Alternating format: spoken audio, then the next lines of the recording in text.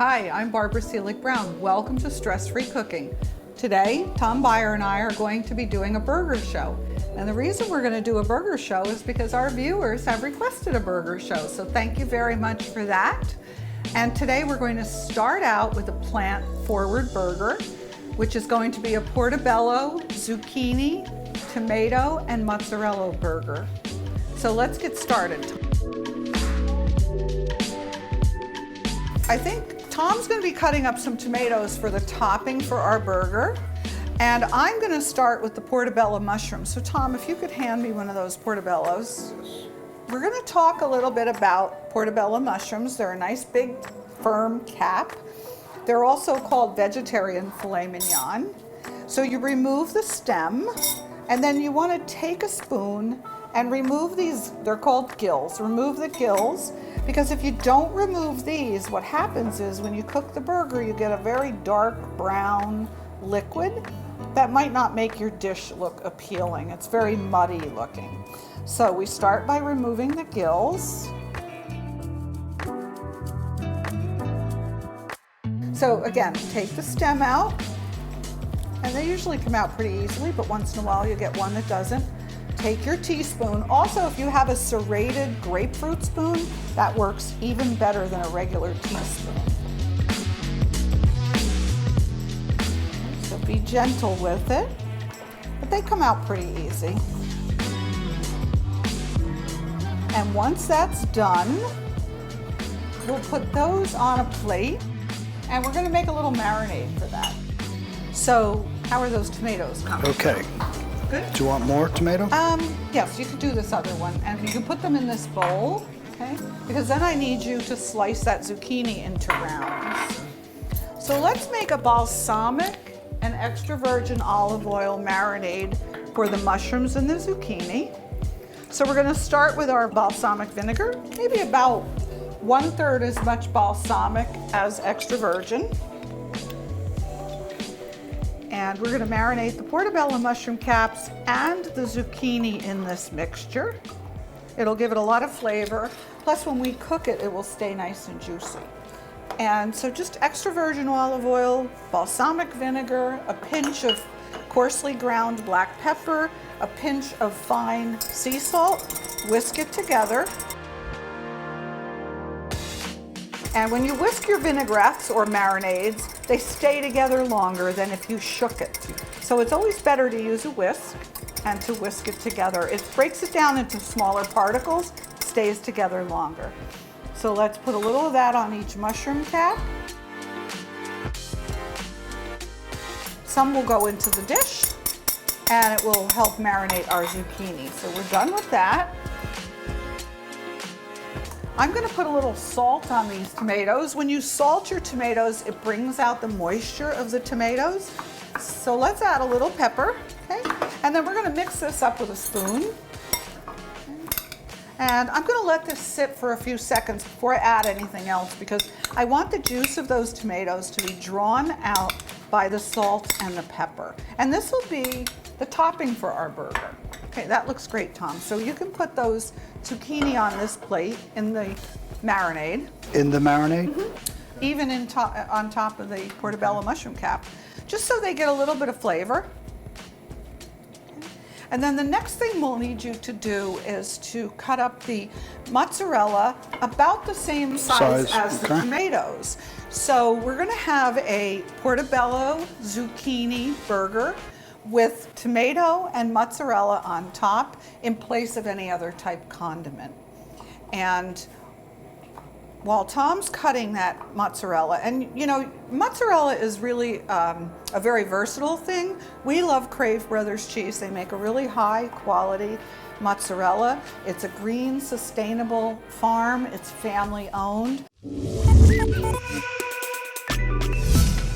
Crave Brothers is a family-run business producing award-winning mozzarella and many other farmstead cheeses.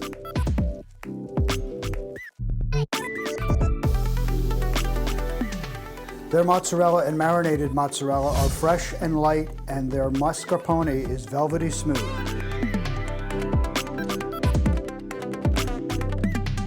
They also produce cheddar cheese curds, which are great for snacking. Their cheese is green energy produced and made from fresh, high-quality milk from their own dairy farm. You can find their cheeses at www.cravecheese.com and many other national retailers. We're sure you'll enjoy these cheeses as much as we do.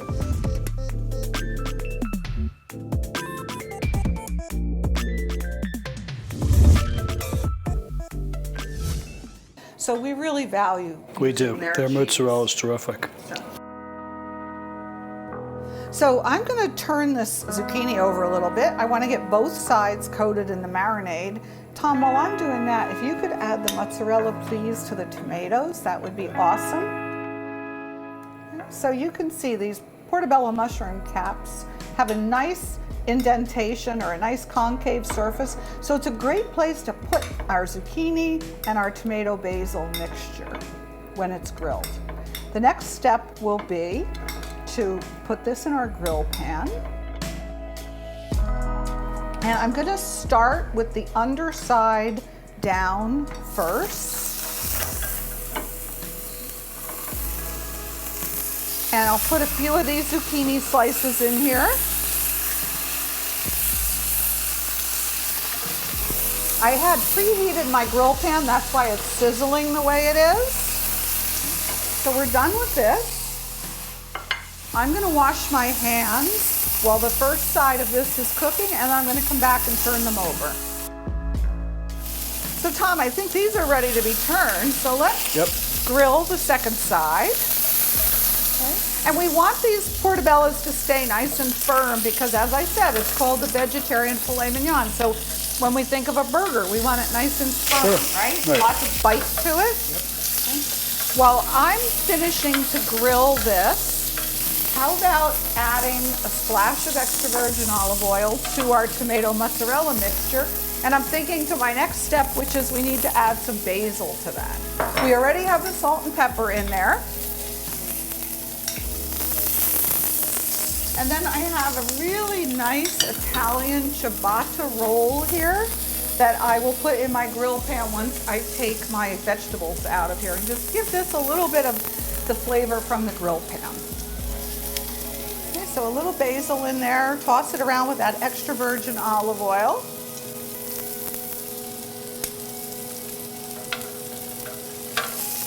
And the trick to grilling indoors or outdoors is to have the grilling surface or the grilling pan really hot. Make sure you preheat it. And you don't oil the pan or the rack on the grill. You oil the food that you're putting on the grill. So that looks good. Okay. So let's move these over. And I'm going to put my roll in here and give this a little flavor from the marinade.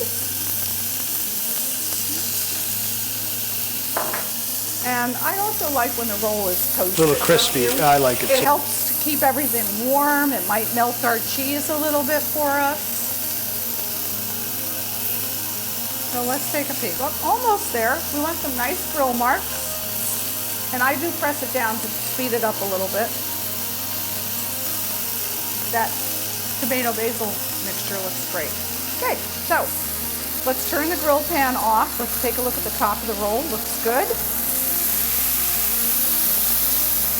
So we're going to place our portobello on top, some of our zucchini. Now, if you didn't want to go through the step of making your tomato basil mixture, you could also just put a slice of tomato on here and a slice of cheese. But I like the idea of putting the tomato basil mixture on top. So, Tom, if you would spoon some of that on there. And I like to be very generous. I like burgers when they're soupy and oozy, don't you? It's half the fun of having a burger. I think we need a couple more pieces of cheese on there. Okay, great. Now, you could actually serve this open-faced, or we could close it up with a drizzle more of our marinade. And since we didn't have any protein in this marinade, it didn't touch any chicken, beef, or fish, we can keep using that marinade. If you marinate chicken, beef, or fish, you don't want to reuse that marinade. So, can I have your serrated knife there? Thanks. Let's cut this. Thank you. And take a peek at what we have here. So we have our portobello mushroom burger with zucchini, basil, tomato, and mozzarella cheese. So we're going to clean up, we're going to go on to our next burger.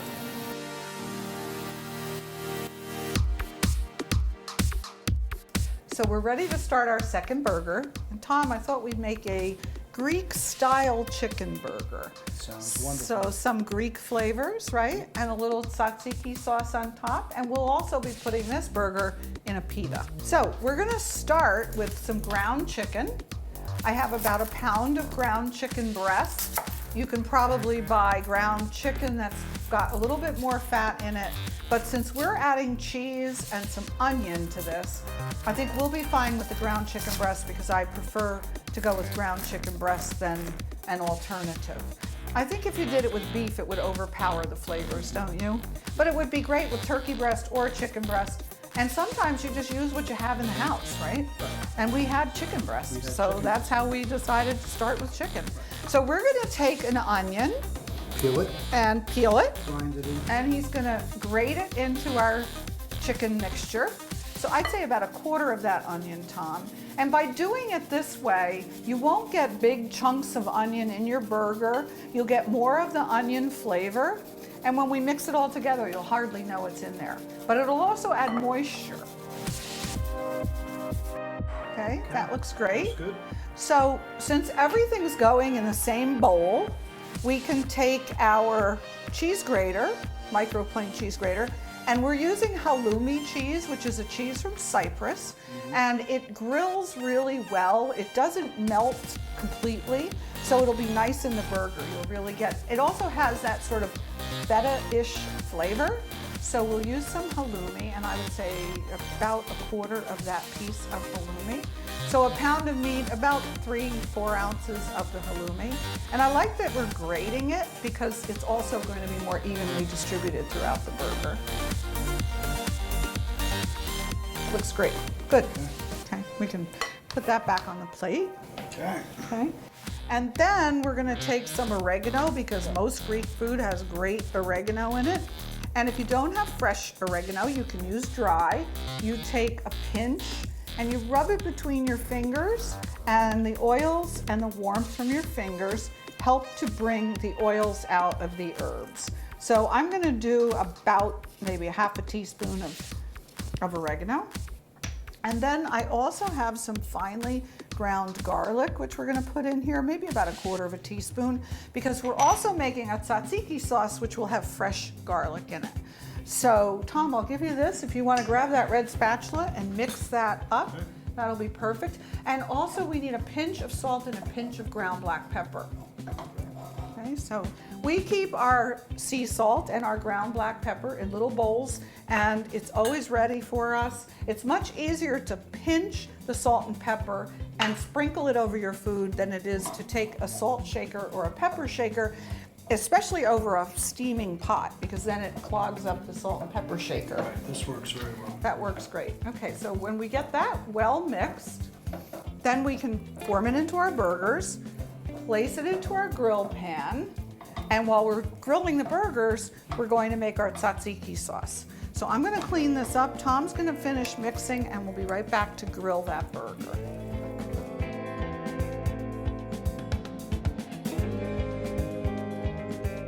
Tom, you did a great job mixing this. Thank you. And because you did such a good job, I'll form the burgers for you. You do it so much better than I do. So what I did was I wet my hands so that the burger doesn't stick to me. But I'm also gonna put an indentation in the center of the burger so that when it's cooking, it doesn't turn into a meatball. It'll stay in a patty form. Okay, so burger number 2. And if you are worried about making these the same size, you could use a kitchen scale. Alrighty, so we have our burgers. I am going to need to wash my hands now. Okay.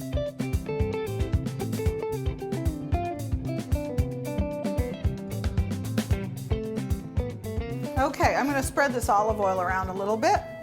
And as we said earlier, we put the oil on the protein, not in the pan, okay? So we put this right in here. Okay.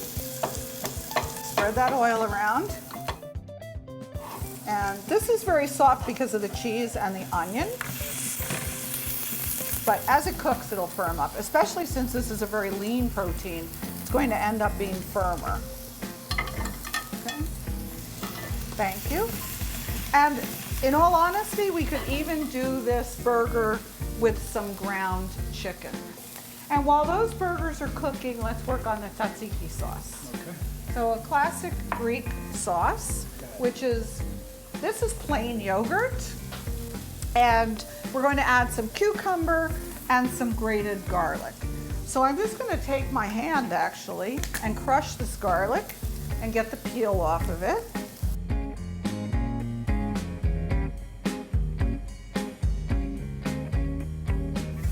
Okay, so the next step is to take my peeled clove of garlic and just rub it on my grater zester and get nice, finely minced, actually very, very finely shredded fresh garlic into my tzatziki sauce.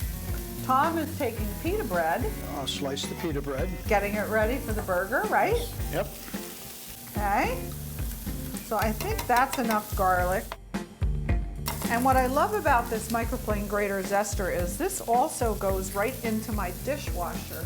So I don't have to worry about any of those fine little shards of garlic remaining on that grater zester, so that the next time when I go to grate Parmigiano Reggiano or something, I won't have that garlic flavor. Okay, and the last thing we need to do here is to cut the cucumber.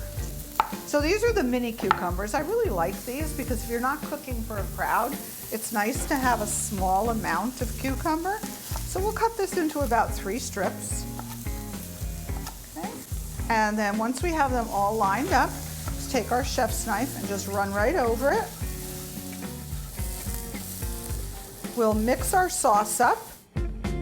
Okay, while I'm finishing this up, Tom, how do those burgers look? Are they ready to be turned? I believe they are. Okay, great. One. Yeah, you want nice brown grill marks? Nice on grill. there? Yeah, excellent grill marks. All right, so I'm gonna put my cucumber into my plain yogurt. You could also use sour cream for this. And then we'll get to put this all together. But before I put this together, Tom, I'm gonna ask you to taste this. It probably needs a pinch of salt.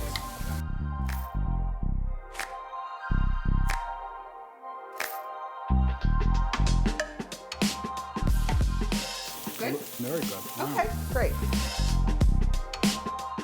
So we will put our pita bread on here.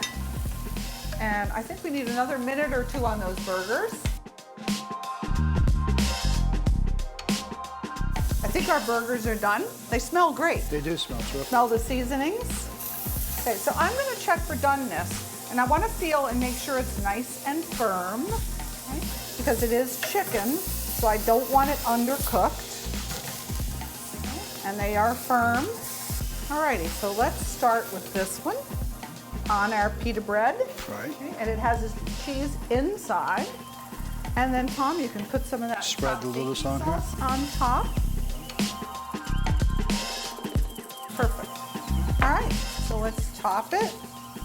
Let's give it a little cut. And we have our Greek style chicken burger. So we're gonna clean up, we're gonna come back, and I think we can make one more burger.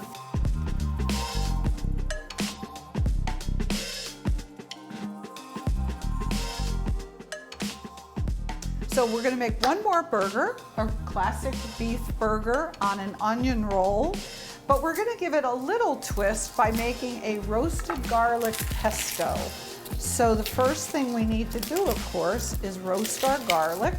So we're gonna take a head of garlic, cut the top off of it, place it in aluminum foil, drizzle it with a little bit of extra virgin olive oil, wrap it up nice and tight,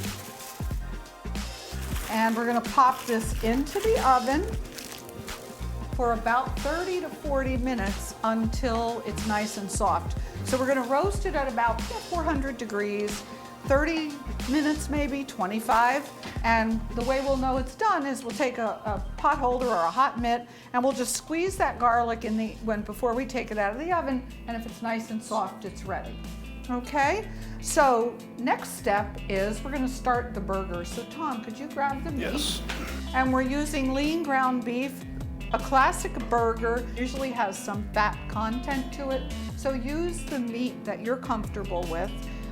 We're using a lean ground beef, but some people might want to use about 85%, and we want to put a little bit of extra virgin olive oil on top of those burgers, and we'll rub it in a little bit. And a pinch of salt and pepper on the outside of each of those burgers also will make them taste yummy. Saving this for the roasted garlic pesto. Actually, I think, Tom, right now we're just gonna cook one? of those Okay. burgers. Yep. Right in the center of that pan.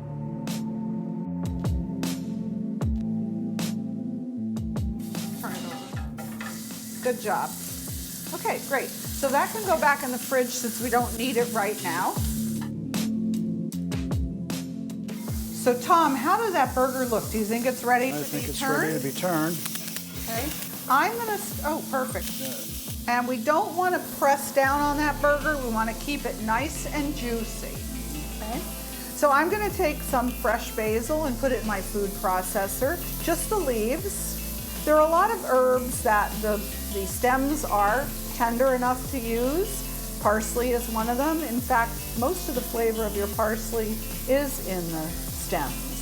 But sometimes basil stems can be a little thick. So I'm just gonna take my basil right off the plant, throw it in the food processor. I'll be adding some salt and pepper, of course, and I'll be adding some of the roasted garlic that we just put in the oven. Okay, great. So we're gonna make a nice roasted garlic pesto, which will replace any other condiment in our dish. So I'll go ahead and start this while the garlic is cooking. And thanks for the salt and pepper in here. And most of these food processors don't work unless they're properly assembled. So if your food processor doesn't seem to be reacting, that could be why. And actually this one is new. It's a little different than the old one I had. So I'm gonna add a little bit more extra virgin olive oil. That should do it. And Tom, if you could hand me that roasted garlic, that would be super. We did do one ahead, of course, because it takes a good 30 minutes or so. So now I'm just gonna open up my aluminum foil. And we're gonna squeeze the garlic. You can use the aluminum foil or not, okay? We're just gonna squeeze the garlic right out of the skins. Just press it out. Okay. Get as much as you can out of there. It's nice and soft. It should be nice and flavorful, and it's also very, very sticky. So we'll put this in the food processor. I'll use my knife to help me.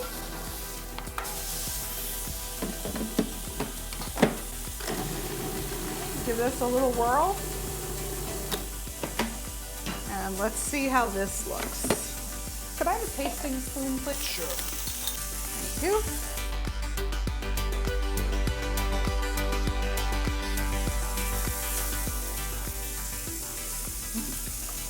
Yummy. Good. Good.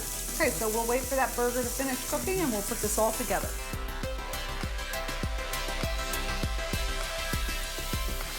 Tom, how's that burger look? It's ready for the cheese. Okay, let's put the cheese on top.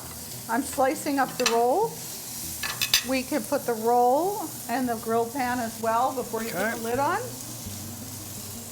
And then we'll be ready to assemble. So we'll give this a minute with our lid on so the cheese cooks a little bit. Yeah, melts a little bit, gets nice and soft.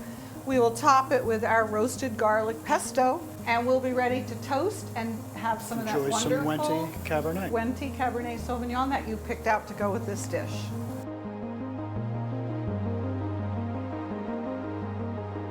So Tom, I think the burger's probably done. I believe you're right. Rolls should be nice and soft and warm. They are. Okay, and the cheese is melting. We're gonna put some of our roasted garlic pesto. And you know, pesto simply means paste. It doesn't have to be basil. It doesn't have to be basil, cheese, pinoli nuts. Pesto simply means paste. So you can make paste or pesto out of anything. Okay, let's put the top on that. Let's give it a little cut and take a look and see how it looks. Oh, that roll is nice and soft. Okay, so we have that nice oozy pesto, our melty mozzarella cheese. Before we taste this, let's have some wine. Good idea. Cake Bread Cellars was founded in 1973 by Jack and Dolores Cakebread.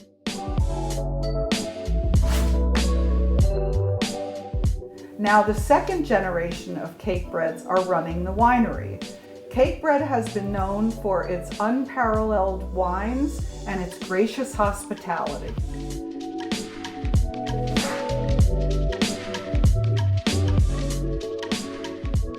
Mainly in the Napa Valley and the North Coast. You can visit the winery or watch for Cakebread events in your area.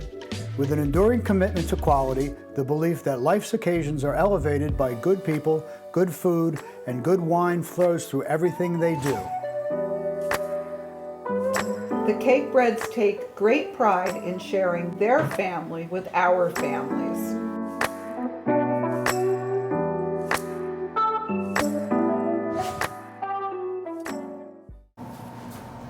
Wine makes everything better.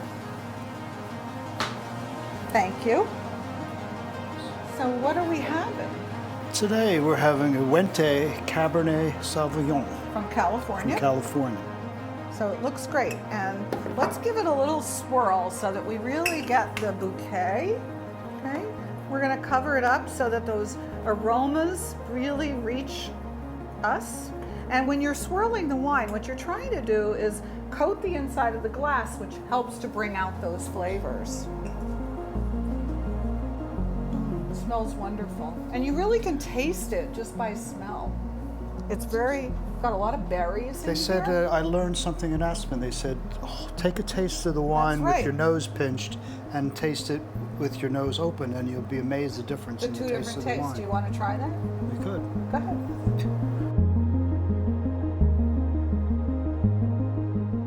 Much more flavor with Much more flavor because you my can nose actually open, smell you it. can smell it. And that, you know, It's we very eat with sweet. our eyes. Yeah, we eat with our eyes, but also our nose is one other way that we really can detect whether the dish is delicious or not. Tom, thank you Cheers. very Thank much for cooking with me again. Thank you for having me. I'm Barbara Seelig Brown. This is Tom Meyer. We're so happy that you joined us today. We hope we'll see you again, or at Instagram at Stress Free Cook, on Facebook, Stress Free Cooking with host Barbara Seelig Brown, and also on our website, which is www.stressfreecooking.com.